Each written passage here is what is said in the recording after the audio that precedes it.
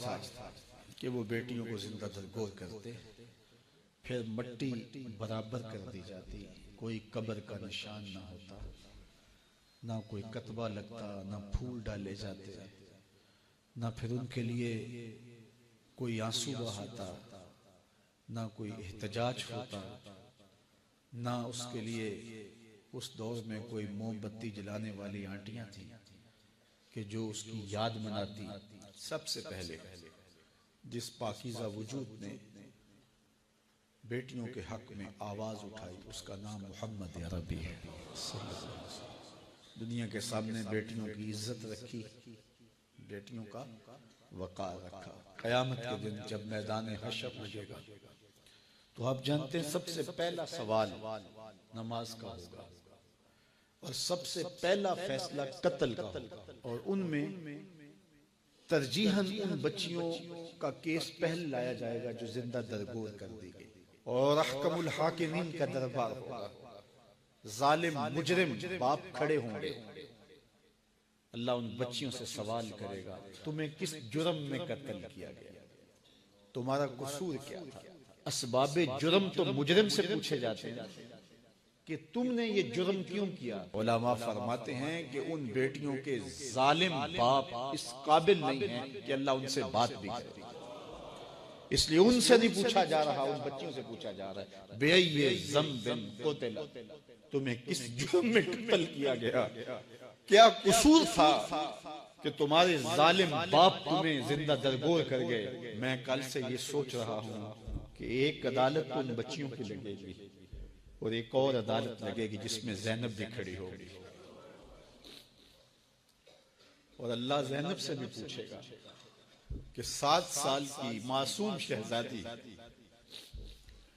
जिसकी जिंदगी नोची गई, जिसकी आबरू नोची गई, और फिर तुम्हें कत्ल करके कूड़े में फेंक दिया गया, तेरा क्या जुर्म था कि जालिम वहशी दरिंदे ने, जिनसी भेड़िए ने तेरे साथ ये बदतरीन सलूक किया कि जुबान उस सलूक की कहानी बयान करने का बोझ नहीं उठा रही। तो उसका जवाब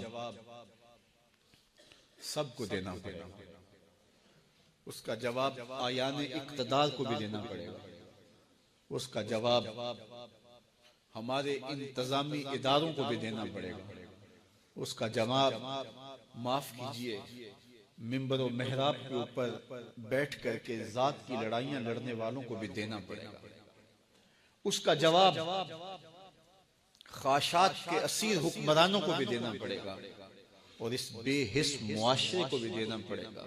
दुनिया 21वीं सदी का सफर कर रही है, और क्या हम पलट के फिर दौरे जहालत में चले गए। एक तो ये अलमिया कि 7 साल की मासूम कली मसल दी गई, लेकिन दूसरा अलमिया मेरा ये है कि वो जो जिनसी दरिंदा वहशी भेड़िया 7 साला बच्ची को अपनी हवस का निशाना बनाता है, वो छांगा मांगा के जंगलों से निकल कर आया हुआ कोई जानवर तो नहीं था, वो किसी बिल से निकला हुआ सांप तो नहीं था, वो इसी मुआशरे का फर्द था। उसको किसी माँ ने जन्म दिया, किसी बाप की आगोश तरबियत में रहा, किसी दर्सगाह में भी गया होगा, उसके दोस्तों की भी एक सोसाइटी होगी, उसके घर के करीब कोई मस्जिद होगी जहां कभी कभार वो खुतबा जुमा के लिए शायद चला जाता हो। क्या इनमें से कोई एक भी नहीं था जो उसको दरिंदा बनने से रोक के इंसान बना देता? तो मुझे पूरा मुआशरा मुजरिम नजर आता है। मुआशरे के हया बात का माहौल ने उसे भेड़िया बना दिया, उसे वाशी बना दिया। तो आज मैं और आप देखें हमारे तालीमी अदारे बच्चों को पैसे कमाने वाली मशीन बनाने की कोशिश में लगे हुए हैं, और वालिदैन की भी ख्वाहिश है ये डॉक्टर बने तो पैसे ज्यादा कमाएगा या इंजीनियर बने तो पैसे ज्यादा कमाएगा। तो हम बच्चों को इंसान बनाने के लिए स्कूल कॉलेज में नहीं भेजते, पैसे कमाने वाली मशीन बनाना चाहते। मुझे माफ कीजिएगा, दीनी इदारे, मस्जिदें, खानकाहें, मिंबर व मेहराब अपनी जिम्मेदारियों से कमा हक़्क़ुहू ओहदा बरा नहीं हो रहे।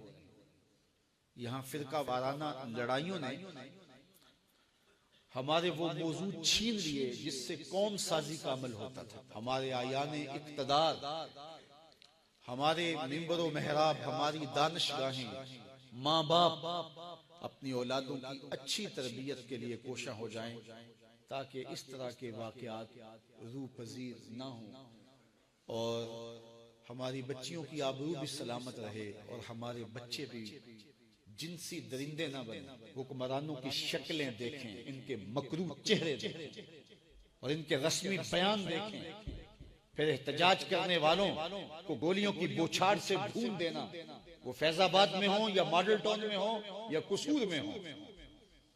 ये हमारे हुक्मरानों के मकरू चेहरे हैं जिससे निकाब उतर गया है, लेकिन हमारी कौम फिर उनको अपना निजात दहिंदा समझती है। तो फिर काटिए सजा। फिर एक ज़ैनब नहीं, गली गली ज़ैनब हवस का निशाना बने।